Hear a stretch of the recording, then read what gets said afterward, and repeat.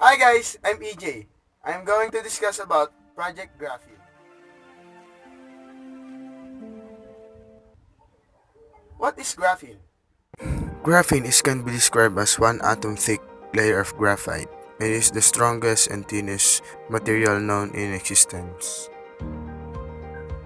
Graphene is commonly modified with oxygen and nitrogen containing functional groups, and it is the chemically most reactive form of carbon.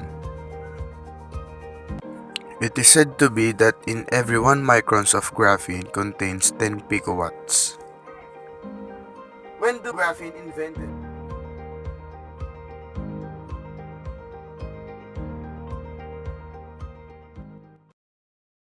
Graphene was invented in 2004 and was utilized 2 years after.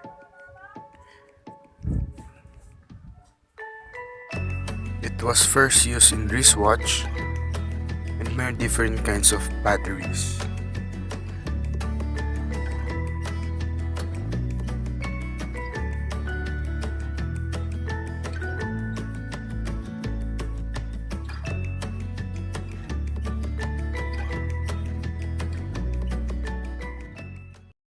Who invented graphene?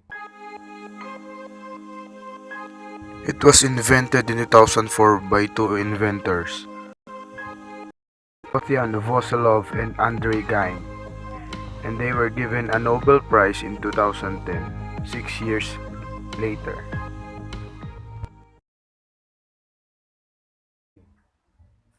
Where do graphene takes place? Graphene were utilized in many different kind of fields like biomechanicals, pharmaceuticals, and in electricity. But its major contribution is in power generation, or what they call nowadays limitless energy.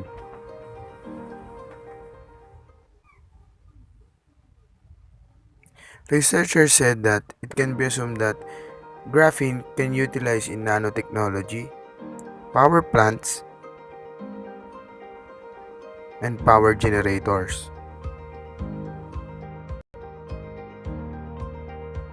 But why does graphene did not take charge in power innovation?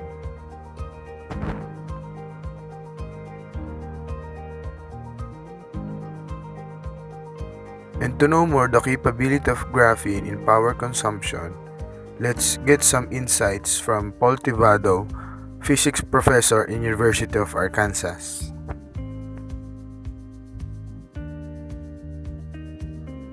It's a single atomic plane of graphite.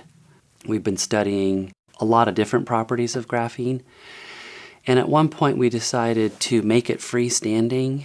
We figured out what was happening is the membrane is kind of shaking around, the atoms are shaking around and vibrating, but then every now and then this local, let's say convex section of the membrane would flip its curvature over and become concave. If we place a charge on that ripple and it moves suddenly near a grounded conducting electrode, charge will flow in that conducting electrode to basically to screen the charge that's moving toward it.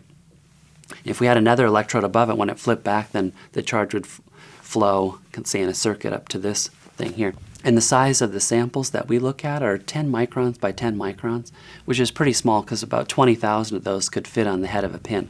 But one of these 10 micron by 10 micron areas could produce 10 microwatts of power continuously. So wouldn't that be great if you had this, powering your watch, for example? You would never have to replace the batteries.